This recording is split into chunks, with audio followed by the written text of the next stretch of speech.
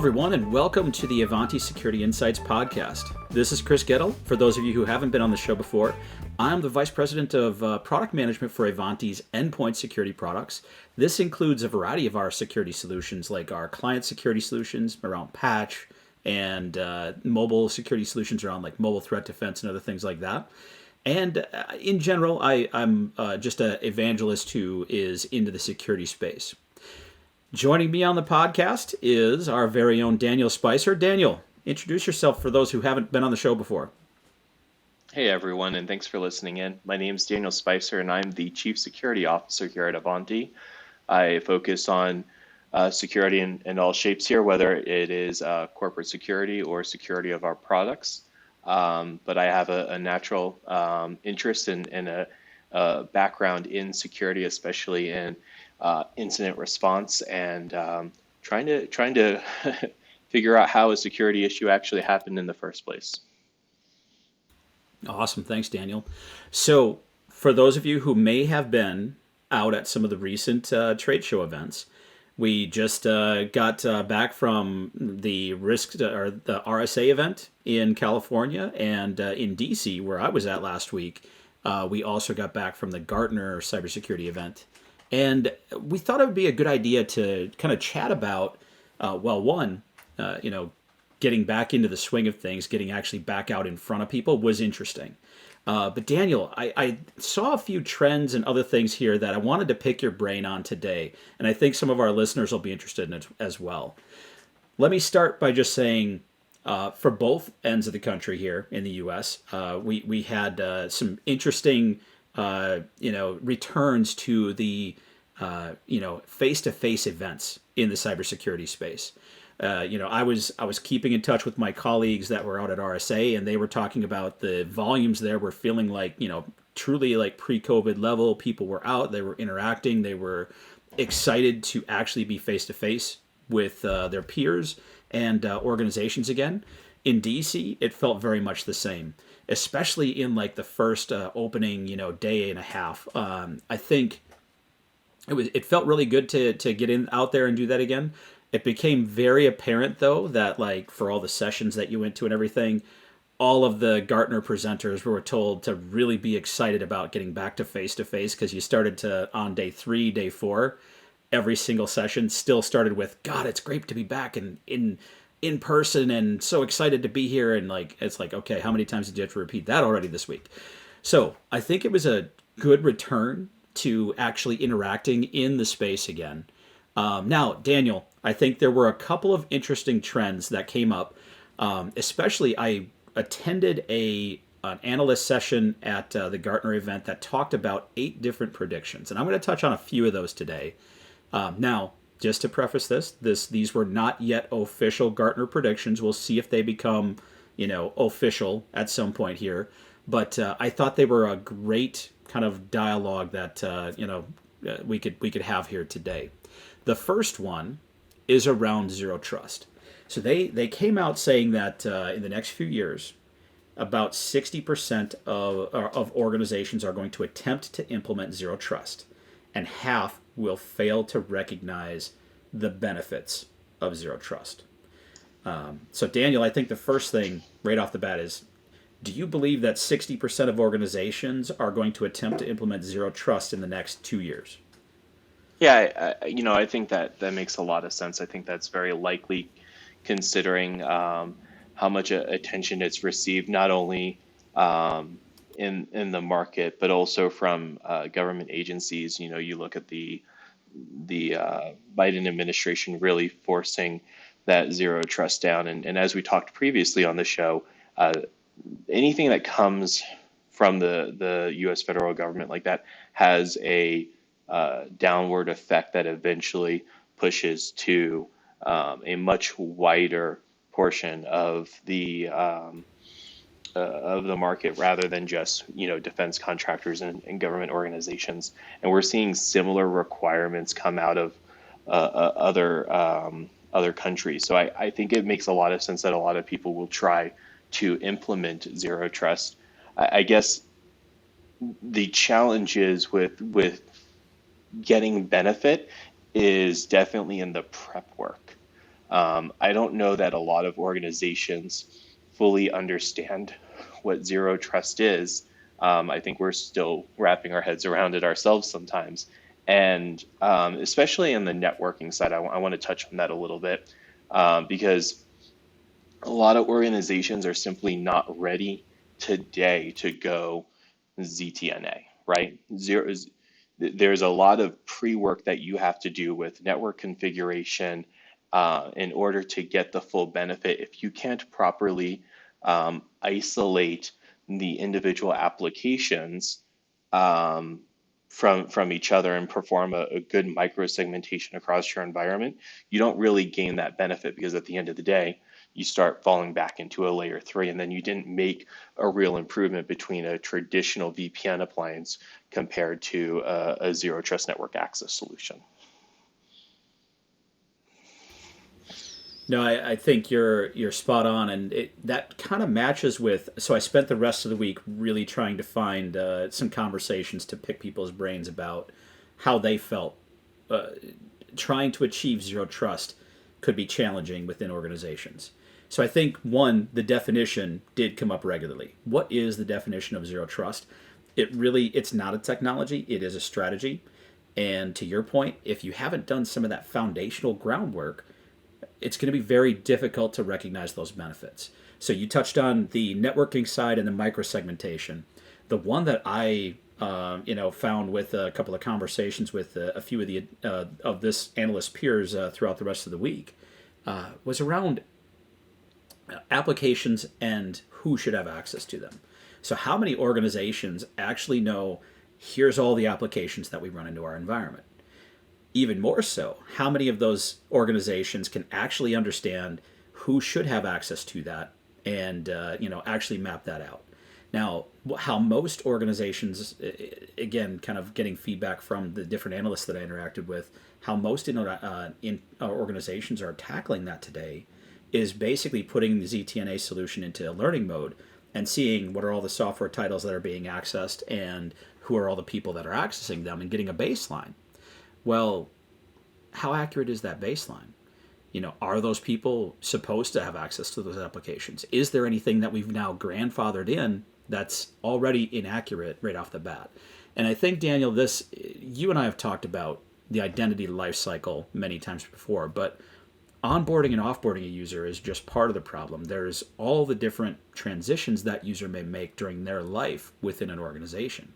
Their role will change. What they need access to will change. All of those things are a foundational piece of securely granting access to, of users to applications, like getting to that pure ZTNA definition. So absolutely, I think the fundamentals are a strong part of what I gathered from conversations that I had throughout the rest of the week last week around how could ZTNA fail to be recognized from a value perspective. Now, identity, that kind of shifts us into my next question for you, Daniel. Identity is critical to securing your environment. It's easy to social engineer users to gain access to their credentials. Vendors playing in this space also, start to really be I actually went to 5 different vendors, all focusing on the same thing around passwordless authentication. And it got to the point where it was very diluted. And most organizations are going to have a hard time navigating that. So my question to you is, when you're dealing with a technology space like this, how are you sifting through when the value proposition from all these vendors get to the point where it's almost identical?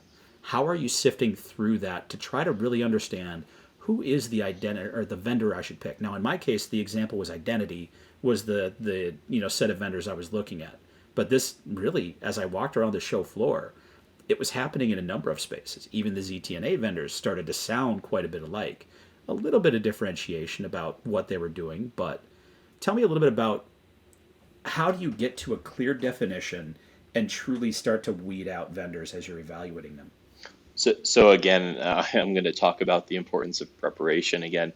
I think the first thing you have to do is understand the problem that you're really trying to solve before you start talking to vendors.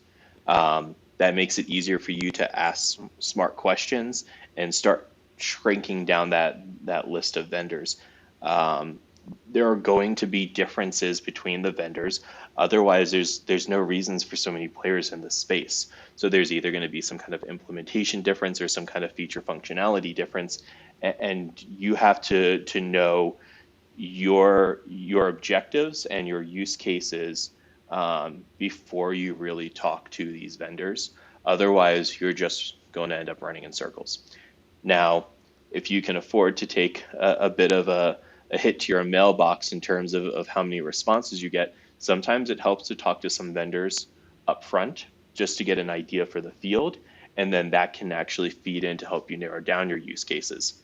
You'll get harassed by vendors, but it sometimes having that idea generation will actually help you further narrow that down. But truthfully, once I'm down to my last 2 or 3 vendors, I really like doing bake-offs.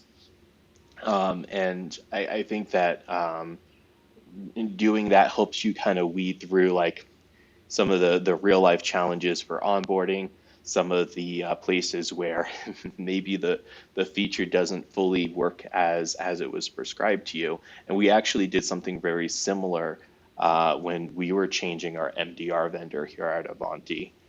We started with a very large pool of vendors who all claim to do managed detection and response. But everyone truthfully has a different way of doing it. They have different teams, different strategies to handling alerts, a different technology in the back end for correlation. And so at the end of the day, once we narrowed down through interviews to a select couple of vendors, the best thing to do is to really put them through a trial and make sure that their technology did exactly what it said it was going to do, and it met our use cases.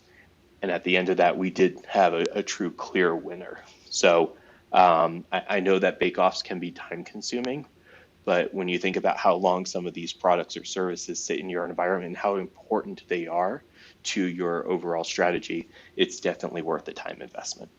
So speaking of MDR, there was another prediction in that session I went to on MDR, and so here's what they were kind of challenging. By 2025, 50% of organizations will be using MDR services for threat monitoring. So you and I have talked about this a little bit, but I think it's interesting to really for everybody to hear why does trying to achieve implementing EDR in an organization fail, and how is MDR why is this number so high? 50% of organizations are going to be adopting MDR services. Why are they driving that heavily towards that? So I'll be honest, I actually think this number might be a little low. And the reason really comes down to there's still quite a few organizations who haven't realized the difference between an EDR solution and a traditional antivirus solution. At the end of the day, once you really configure antivirus, you have updates configured, you have your risk tolerance levels kind of configured. You just listen out for alerts, right? And as long as you're monitoring those alerts and responding to them, you're in a good spot. And EDR works nothing like that. EDR is tracking all of the events on your systems at all times, and they don't really do anything with that data. There's some alert matching, there's some pattern, there's some components of traditional antivirus in there, but at the end of the day, that data is the customer's responsibility to kind of shift through and determine what's good and what's bad. And therein lies the rub. You have to have a dedicated individual or two looking at the EDR solution at all times, which is completely different from antivirus, where the implementation configuration of that can be a side job. So I think that's really the root cause of going to that MDR solution, because that service gives you the eyes on glass, and especially in that 24/7 capacity, to really make sure that your systems are being watched over at all times. Got it. This is one of those things where, organizations, especially as you go down market, getting into that mid market and lower, they're being targeted as frequently as large enterprises when it comes to things like ransomware. So EDR is absolutely important to them as well, but without the staffing, without the skill set to be able to implement it yourself, MDR is going to be important for those organizations to achieve any level of threat hunting. Now, I think the other thing here is, this is really a big data problem at the end of the day, right?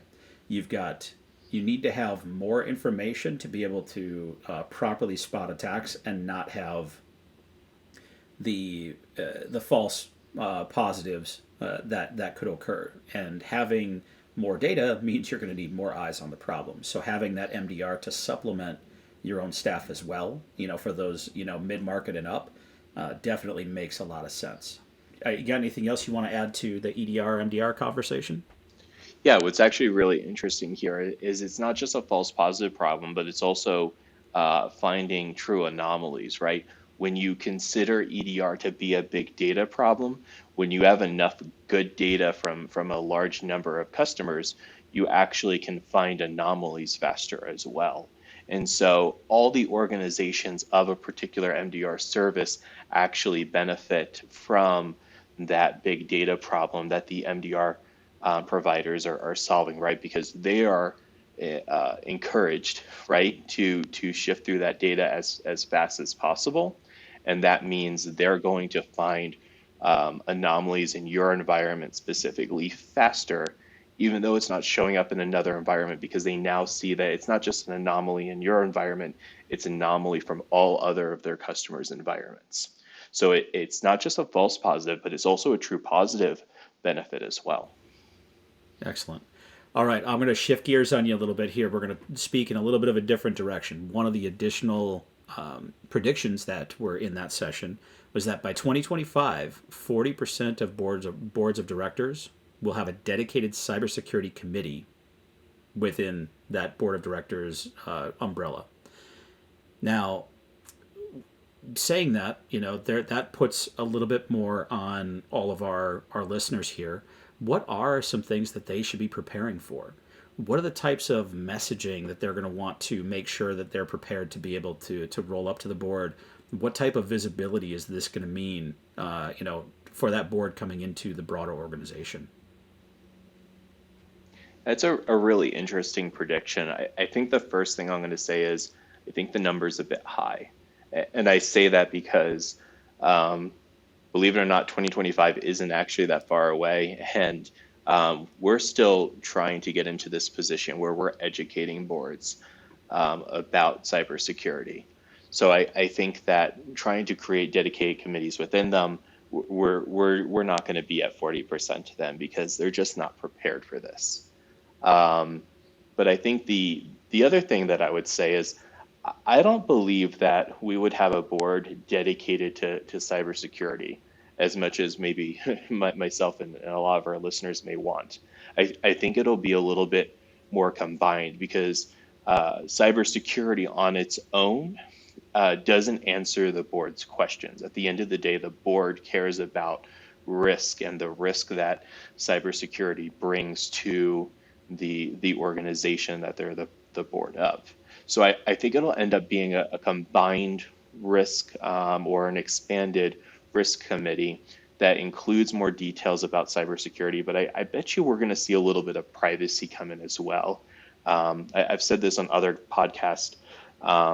The just the speed at which the privacy regulation landscape is shifting and how that is requiring security teams and just organizational operationals to change to meet those requirements coming down to operate in certain regions. It is extremely fast.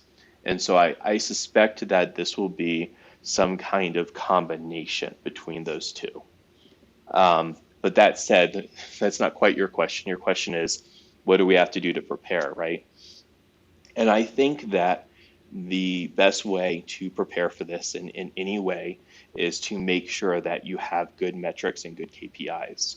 And I encourage our listeners to think about uh, two types of KPIs, if you will, the indicators and the metrics that we use to measure success are not necessarily the same as what a board or a C-suite will use to manage success.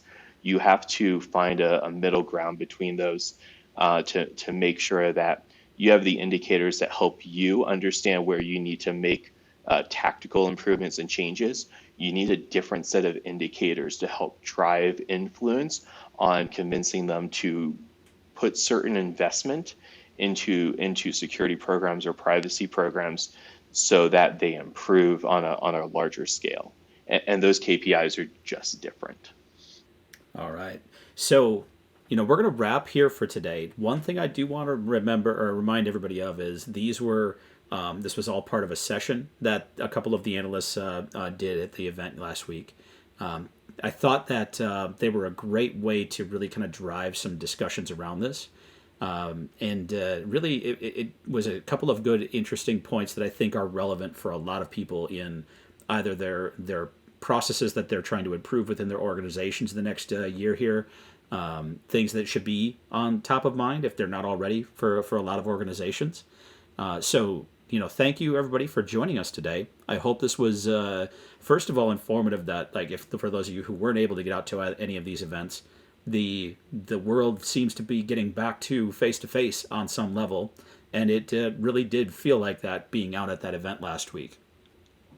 For those of you who are interested, you can also follow us at Goettl. Follow us on social media, and always keep up to date with new episodes and events that we've got coming out here at Ivanti. Thank you again for everything, and thanks, Daniel, for joining us today.